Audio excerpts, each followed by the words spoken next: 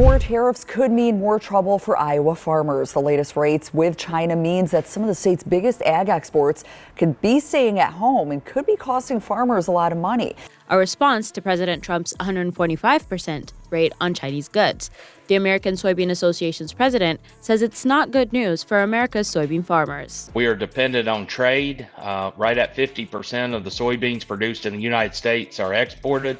And a lot of those soybeans come from Iowa. China announced Friday a tariff of 125% on all U.S. imports. 88% of U.S. soybean exports vanished in days. Farmers are quitting, truckers are flipping pizzas instead of hauling crops, and silos are overflowing with no buyers in sight. What happened? Who's responsible? And is there any way out of this catastrophe? Stay tuned to uncover the shocking reality behind this collapse. China takes more of our soybeans than all other foreign customers combined. So they're a major part of our market. No matter what size you are, these are real impactful tariffs.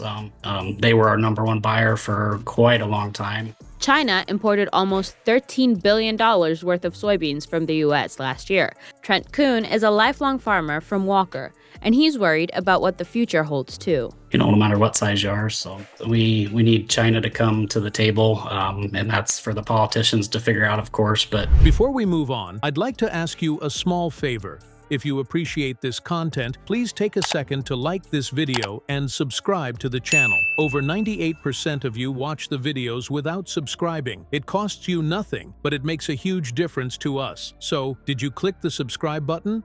Great, thank you so much. Now back to the video. Imagine a single decision wiping out 88% of an entire industry. That's not a hypothetical. It's exactly what happened to U.S. soybean exports. One moment, America was the soybean king, shipping millions of tons to China. The next, the doors slammed shut. Kuhn says things are already uneven, and the tariffs just make it worse. We're already at a disadvantage, and then we throw the tariffs on top, then that's just not a good marketplace to be in. That's more than half of the $24 billion worth of all agricultural goods America exported to China in 2024. And part of this is, too, we're not, world production leaders anymore in soybeans, so we've kind of taken second or third fiddle on the soybean production side. This wasn't farmers waking up to bad weather or even bad luck. This was geopolitics crashing into farming like a wrecking ball. Let's break it down. Soybeans ended up in the middle of the U.S.-China trade war, a conflict that started with tariffs on steel and electronics but quickly ballooned to include agricultural goods. It wasn't personal, but for farmers, it sure felt that way. When China, the largest buyer of U.S. soybeans, slapped retaliatory tariffs on those exports, it turned soybeans into collateral damage in a fight most farmers didn't even understand. Here's how bad it got. In Iowa alone, silos are packed so full that farmers joke about using beans as road grit. Only it's not funny when your product sells for less than it costs to grow, and creditors are knocking. He says the goal is to still make some profit, but even in uncertain times, Kuhn is staying optimistic. For first and foremost, everybody is, desire to make money and make a profit, but then after that, it probably falls to break-even point because there again, this price could go back up or it could go down. We have no idea at this point. Faven Zodu, Iowa's News Now. We're getting closer and closer to planting season, but farmers say that they're so hopeful that things will get resolved. And then after that, I think if you do want to make some sales, you just have to pick a number and hope that number is gonna be the right number for you. Take Mike, a third-generation soybean farmer from Iowa. Last year, he was planning for a trip to help his son pick a college. This year, that same son is back home working the fields because tuition simply isn't in the cards. Now, Mike's hoping frost doesn't bite before he figures out where to sell this season's crop. And his story isn't unique, it's everywhere. The ripple effect is brutal. Crushing plants that process soybeans into oil and meal are idling machines because they've got no beans to crush. Truckers who once hauled endless loads of soy are parking their rigs and finding temp gigs. China begins imposing tariffs on U.S. farm products today. The policies include a 15% tariff on chicken, wheat, and corn. It's America's #1 agricultural export, adding $3.12 billion to the U.S. economy in 2023, as well as 10% on products like soybeans, pork, beef, and fruit.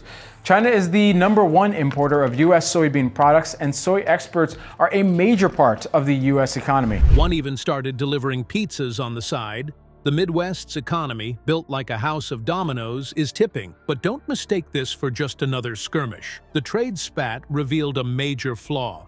America bet too hard on a single customer, and now the costs are hitting multiple states. If farming is breaking, what does that mean for the industries it fuels? Let's look at the bigger picture. When the soybean industry collapsed, it dragged more than just farmers down with it. The chain reaction is now tearing through the Midwest economy, creating chaos in places that had nothing to do with soybeans themselves. Crushing plants have gone quiet, truckers are parking their rigs to sling pizzas, and schools are slashing budgets because towns can't afford to keep the lights on. This isn't just a farm crisis, it's turning into a full-on regional disaster. Take Decatur, Illinois, for example. Factories there rely on soybeans for processing into oil and meal, but with shipments drying up, production has dropped to almost half. Workers are clocking fewer hours and worrying more than ever.